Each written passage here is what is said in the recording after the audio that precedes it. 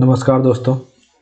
आज के इस वीडियो में हम देखेंगे कि जो इमरजेंस है, ठीक है ना, India as a republic nation, उसके बारे में देखेंगे और समझेंगे कि रिपब्लिक नेशन क्या होता है। ये टॉपिक है आपका unit 4, paper 1 part a unit 4, ठीक है।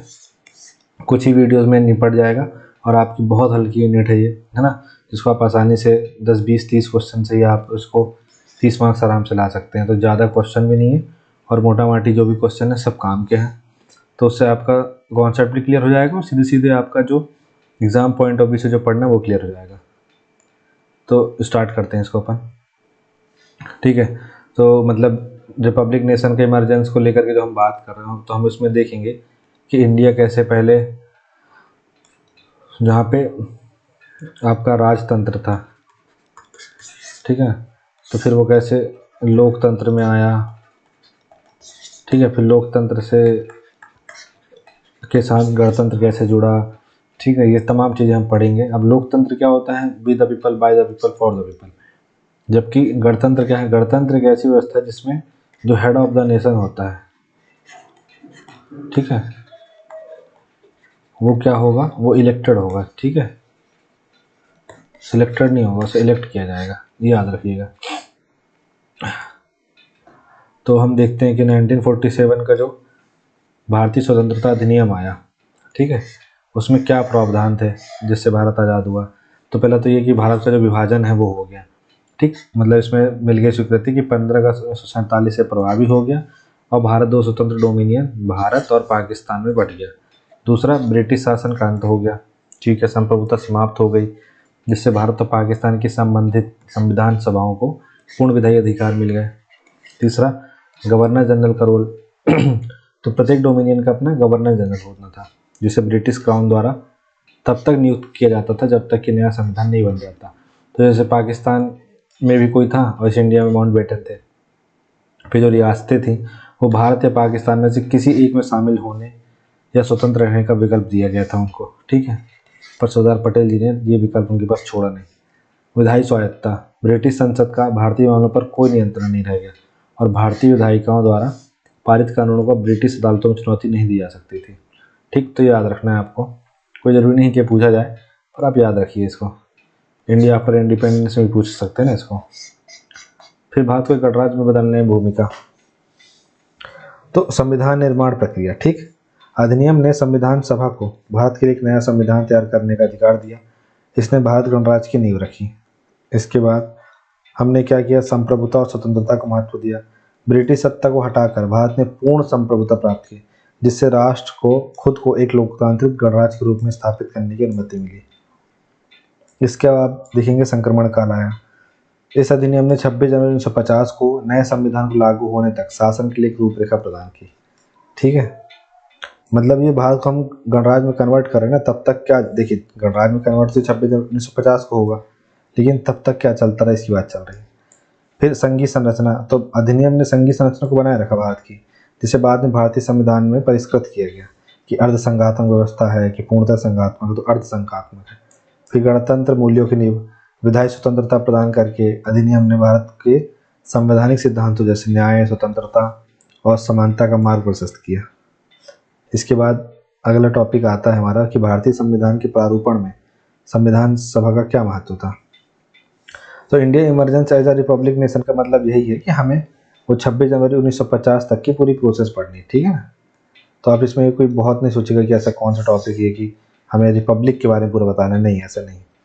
फिर भारतीय संविधान के प्रारूपण में संविधान सभा का महत्व, तो देखिए, इसके लिए आपको कैबिनेट मिशन पढ़ना पड़ेगा, ठीक। और कैबिनेट मिशन यहाँ पढ़ने की जरूरत नहीं है, जब हम पॉलिटी की यूनिट 1 पढ़ेंगे तो हम कैबिनेट मिशन वहाँ पढ़ लेंगे। तो यहाँ पे हमको क्या पढ़ना है? यहाँ पे हमको बेसिक आपको मैं बता देता हूँ कि 1946 में कैबिनेट मिशन आया। फिर जुलाई अगस्त 1946 में चुनाव हो गया, ठीक, किसका? कैबिनेट मिशन के लिए। तो इससे कैबिनेट मिशन के तहत इलेक्शन हुए और फिर संविधान सभा के लिए लोग चुने गए। तो ये एक प्रतिनिधि निकाय था, मतलब संविधान सभा विविध पृष्ठभूमि के प्रतिनिधियों से बनी थी, जिसमें आपके इंडियन नेशनल कांग्रेस के थे, मतलब इसमें 389 सीट थी, ठीक है। तो 292 + 4 ये कमिश्नरी प्रांतों के लिए, ब्रिटिश प्रांतों के लिए। फिर इसमें 93 विदेशी रियासतें थी, सॉरी देसी रियासतें थी, ठीक है। तो देसी रियासतें थी वो शामिल हुई कि नहीं हुई, ये सारा इशू था। इसके बाद फिर ये बाद में बढ़ जाती है, तो फिर इसमें कांग्रेस ने कितनी सीट लाई, किसने कितनी सीट लाई, ये सब चीज़ें रहती हैं।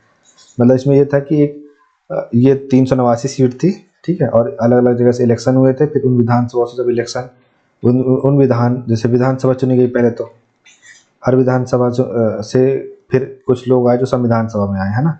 मतलब उस विधानसभा के लोगों ने जो मतदान किया उसके तहत इधर आए। मतलब जनता ने डायरेक्ट वोट करके इन्हें यहाँ नहीं भेजा था। जैसे राष्ट्रपति का इलेक्शन होता है ना, या राज्यसभा के सांसदों का, सेम वैसे ही लोकतांत्रिक आधार। संविधान सभा ने एक लोकतांत्रिक ढांचा अपनाया जिससे संप्रभुता लोगों के पास रहे, जो भारतीय गणतंत्रीय ढांचे का एक मुख्य सिद्धांत है, we the people of India. फिर धर्मनिरपेक्ष सिद्धांत बनाए रखने में, भले प्रस्तावना में या फिर आपको संविधान में कहीं धर्मनिरपेक्ष शब्द देखने को नहीं मिलेगा, लेकिन पूरा संविधान ही ऐसा ही धर्मनिरपेक्ष है। जैसे कि आर्टिकल 15 बताएगा, आर्टिकल 16 बताएगा, फिर आर्टिकल 325 बताएगा, ठीक है। तो ये सब चीज़ें भारत एक धर्मनिरपेक्ष राज्य है, इसके बारे में बताता है। धर्म की स्वतंत्रता सुनिश्चित की और सभी धर्मों के साथ समान व्यवहार किया, जो भारत की विविधता में एकता के लिए महत्वपूर्ण है। अगला, मौलिक अधिकार। संविधान सभा ने समानता, स्वतंत्रता और भेदभाव के खिलाफ सुरक्षा जैसे मौलिक अधिकारों गारंटी दी, जिससे व्यक्तिगत स्वतंत्रता की नींव रखी गई। अगला, राज्य के नीति निर्देशक सिद्धांत, ठीक है। सामाजिक न्याय, आर्थिक कल्याण, समानता को बढ़ावा देना, जिससे भारत की पहचान एक कल्याणकारी राज्य के रूप में हो। ऐसा नहीं जैसे ब्रिटिशर्स थे शोषणकारी, तो कल्याणकारी बनाना था हमें अपने देश को। इसके अलावा संघीय संरचना। संविधान सभा ने क्षेत्रीय स्वायत्तता का सम्मान करते हुए एकता बनाए रखने के लिए एक मजबूत केंद्र के साथ एक संघीय प्रणाली की स्थापना करी। इसके अलावा न्यायिक स्वतंत्रता, न्यायपालिका की स्वतंत्रता सुनिश्चित करी और एकीकृत न्यायपालिका का प्रावधान रखा। दूरदर्शी नेतृत्व, अंबेडकर जी, नेहरू जी, पटेल जी, राजेंद्र प्रसाद जी जैसे नेताओं ने एक व्यापक और सुव्यवस्थित संविधान सुनिश्चित करने के लिए अपनी विशेषज्ञता का योगदान दिया। इसके अलावा अनुकूलनीयता और लचीलापन। संविधान सभा ने संशोधन प्रक्रिया के माध्यम से बदलती सामाजिक और राजनीतिक आवश्यकताओं के अनुकूल ढलने में सक्षम गतिशील संविधान बनाया, ठीक है।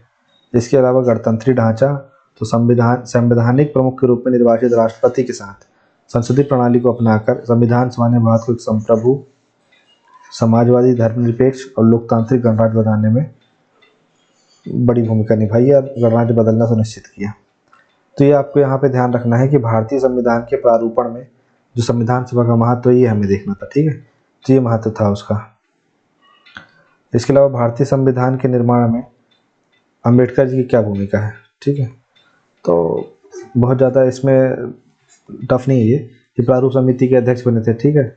29 अगस्त 1947 को प्रारूप समिति का गठन हुआ, ठीक है। फिर इस प्रारूप समिति में 1+6 थे, जिसमें अंबेडकर जी अध्यक्ष थे, बाकी 6 और सदस्य थे, जैसे मोहम्मद सादुल्ला, ठीक है।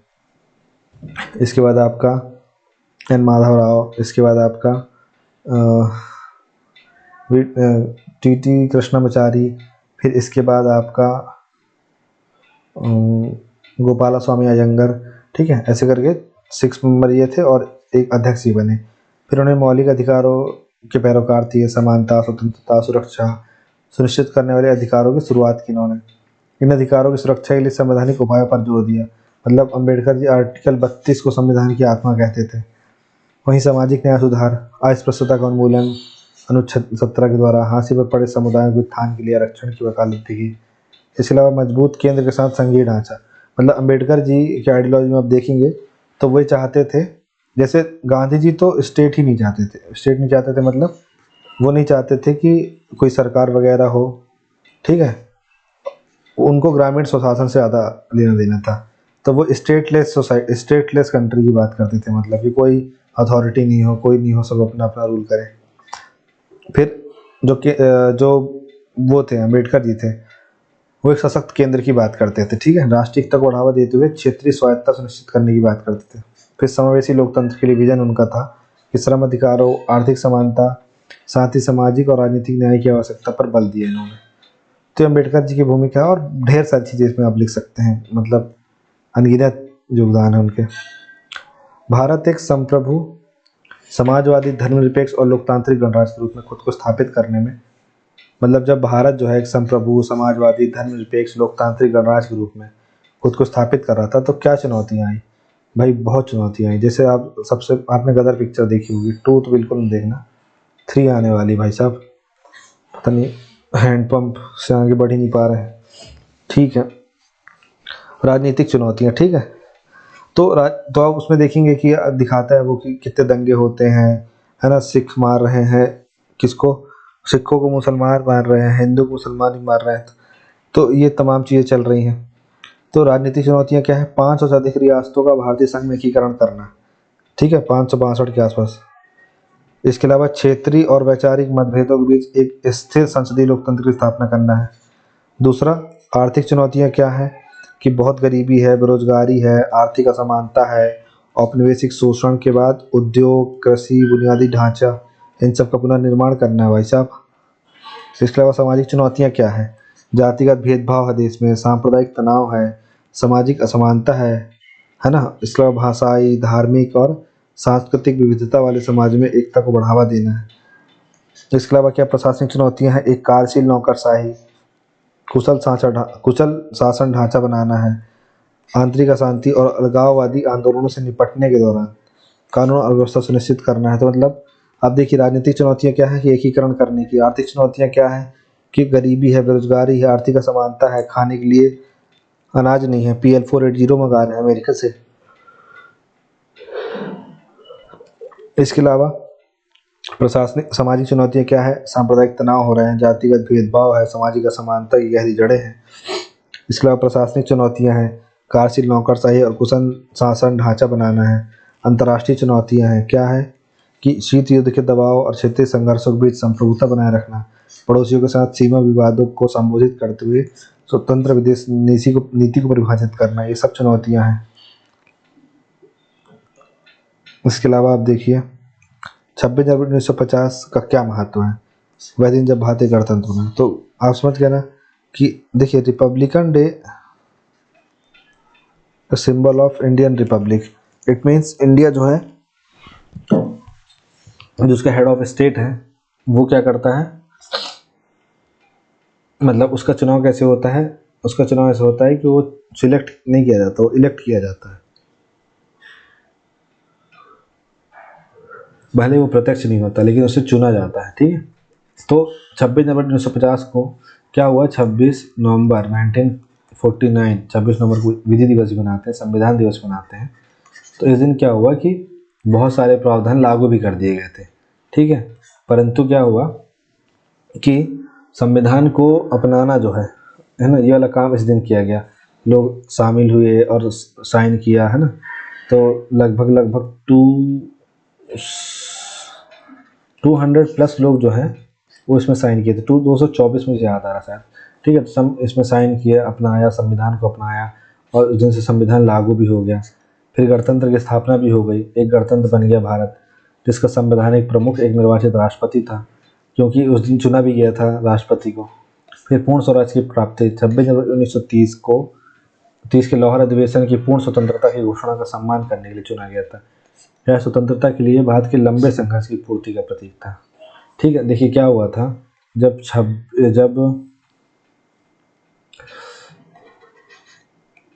1929 को लाहौर में रावी नदी के किनारे जब लाहौर अधिवेशन हो रहा था कांग्रेस का, तो नेहरू जी ने कहा था कि हम अपूर्ण स्वराज के लिए आंदोलन चलाएंगे, और 1930 की जनवरी के आखिरी रविवार को, ठीक है, हम स्वतंत्रता दिवस पूर्ण स्वराज के रूप में मनाएंगे।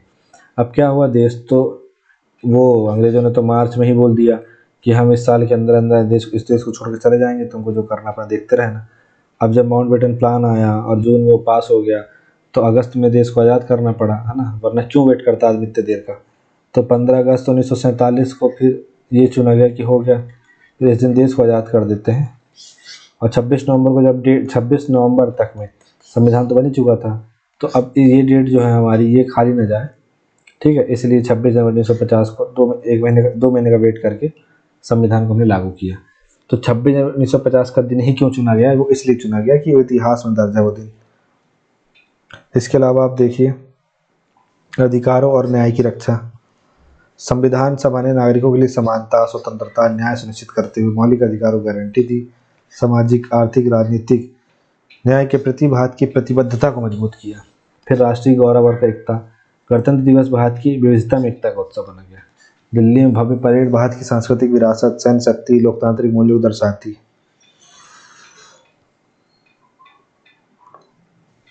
साथ ही इसी दिन हमने, अगर आपको याद होगा तो इसी दिन हमने मतलब 24 जनवरी के आसपास ही मतलब हमने राष्ट्रगान, राष्ट्रगीत ये सब सुना।